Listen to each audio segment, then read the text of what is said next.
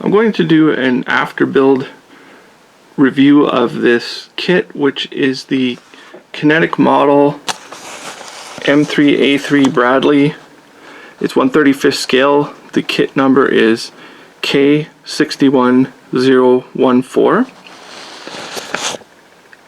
I decided to do mine in Ukrainian Markings. I didn't use the markings which is provided in the kit, and I'll go into some detail of that after. But as far as the build goes, the kit is a very basic kit. It is highly detailed, but it's basic. Like, there is no interior at all, even for the hatches and things like that. You really can't leave them open. I believe there may be some detail on the inside of the main door, but that's about it. Which, I don't know why you would want to leave it open if there's nothing in there anyways. As far as problems building, the tow missile box is actually quite complicated, and it's not so straightforward in the instructions, and it's a little bit difficult to do that I had trouble with. And the door, again, lining it up was not so straightforward. It takes a little bit of like modeling skills. Like, it's not perfect, but at the price point this kit is right now, which was about the $60 range, I would say you're getting what you paid for. Like, you're gonna have to do a little bit more work. It's not like some of the other high-end Bradleys, which are like $90 plus, and they're a lot more complicated. This is a very good detailed, like, static, or in the car modeling world we call it a curbside kit, where there's no interior or anything in there. The only thing I would caution about the build is actually these wheels. The tires are molded separately from the rims, which I really like. I thought it was really great, but actually putting them on, a few of them have split and like have cracked. That's a concern, but at least you can hide it with the skirting because it does cover the top of the wheels. But that's something, if you put those wheels on, I would sand them down really good so that they have a loose fit when they go on. Like, I wouldn't pressure fit them. The tracks also were excellent. They built perfectly fine. And here's a look at the vehicle. One other thing is, it's not so clear on the box, but they do include the like the reactive armor, the blocks for it, which are pretty nice. They fit on pretty good, and it's one of the reasons why I bought this kit, was because I needed those particular blocks. And like, I'll go into detail about my subject now, which the proper variant for the Ukrainian, the ones that have been supplied to Ukraine from the United States, the Bradleys, it's actually an M2 ODS, and you need these blocks if you want to do one with the blocks on it, which I did. You need these blocks, so I just got this kit because it was available, and it's probably better than the other M2 kits that are out there, like if you're not planning on doing an interior.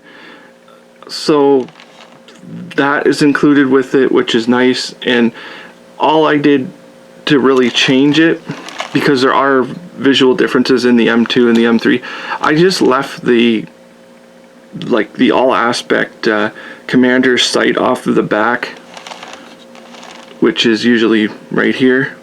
I just left it off, so it could be an M3 that was later supplied or whatever. I didn't use an actual vehicle to base my vehicle off of. And to do the markings, which are the little white block there, and you can see on the turret and right here the little blocks, I used the Star Decal sheet, which is just the tank AFV insignias 2, and it includes just various ones in there, and it's an excellent sheet. I highly recommend the sheet. This is what you can expect to get in there. It's a very well done sheet. And as far as painting the vehicle goes, I used, as a base, I used the, they call it an IJN green, which is Imperial Japanese Navy green.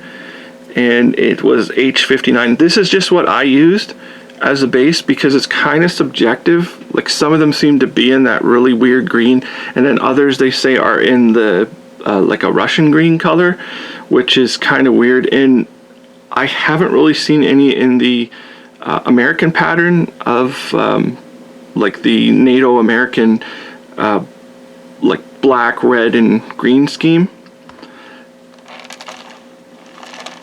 And so to do the actual camouflage itself, I can't remember what paints I used. I believe they were Tamiya paints, but it's really subjective what colors you use. Like it's kind of like up to you what you want to do as far as the colors go. I'm not using a strict format or like researching the exact proper color that people think it is, because I mean it's kind of subjective. But I use the Alexen model digital stencils. That's what I use to do the digital paint, and they work out pretty good. They kind of take some getting used to using them because the way they don't really form fit.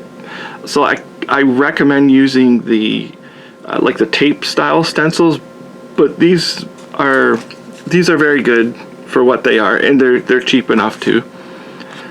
So this is just the vehicle here, which is I say it's an M3 Bradley, but it is done the way I've done it in Ukrainian service markings on it. And the kit by Kinetic is a highly recommend. Hopefully they stay at the cheap price point that they are. I believe there's at least 1 or 2 variants that they have out right now, and at the $60 price point, I don't think you can beat it right now. But the other kits that have the full interior, if you want to go for a full interior, I would recommend one of the other more expensive kits. I can't really remember the other companies because I don't really have any of the of their Bradleys. This is the only one I had. I haven't built a Bradley in years. So anyways, the kit by Kinetic Models, which is this one here, it's a highly recommended kit, but it does take some building, and I think it turns out in the end anyways. So really, other than that, you can leave your comments if you want, but thank you for watching.